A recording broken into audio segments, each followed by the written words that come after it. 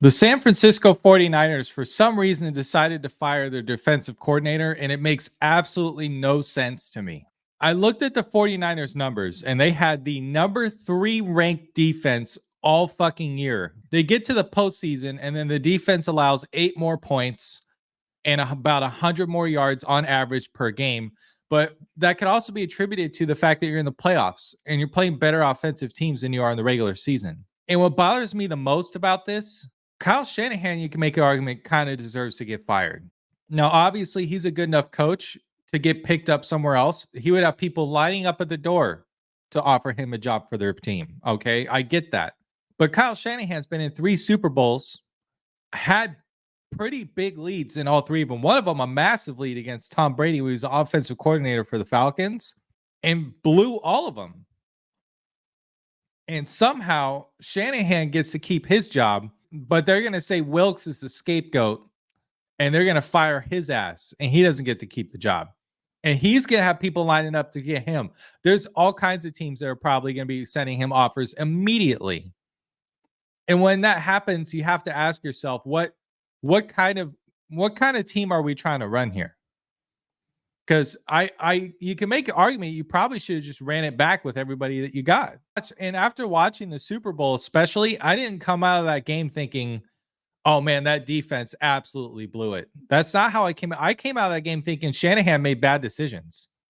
Should have gone for it on 4th down in the 4th quarter when they were running the clock down. They had that tipped pass on 3rd and 5. When honestly, you probably should have just ran the ball on 3rd down and on 4th down with Christian McCaffrey, run the clock out, and you got a chance to kick a field goal with time basically expiring. Maybe there's 10 to 20 seconds left, and winning the fucking Super Bowl. I felt like there were all kinds of decisions that Shanahan could have done that could have made differently that would have changed the outcome of that game.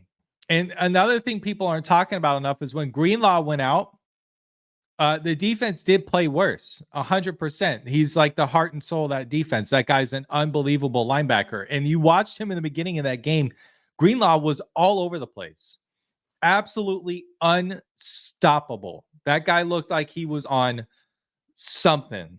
He showed up to play. So when he went out, yeah, your defense is going to look a little bit different. That's like losing Ray Lewis. That's like losing Bobby Wagner. Okay, your defense is going to look a little bit different. So why is he the scapegoat?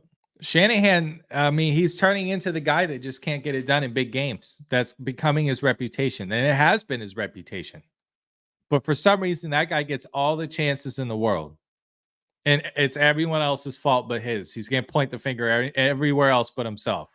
Possible landing spots. I would love to see Wilks end up on a team where he just dominates. And this is Wilks' first year with the 49ers. They didn't give him another chance. They just said one and done with this guy.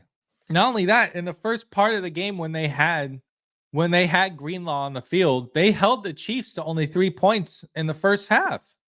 They had 3 points. You can't put this on Wilks. I don't understand this firing. It doesn't make a whole lot of sense to me. It just never fails to shock me how quickly coaches, like being a coach of any kind in a professional sport, but especially the NFL, has to be like the most unsecure job ever. I can't imagine being a coach in the NFL and just always being like, man, my ass is on the hot seat 100% of the time. Nobody feels secure in their job.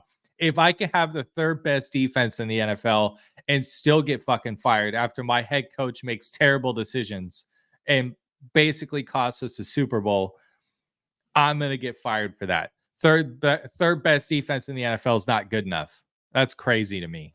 That's crazy. I got another video coming up here pretty soon. I got the live show coming up. I'm going to get started. Thank you guys for watching. I'll see you in the next one.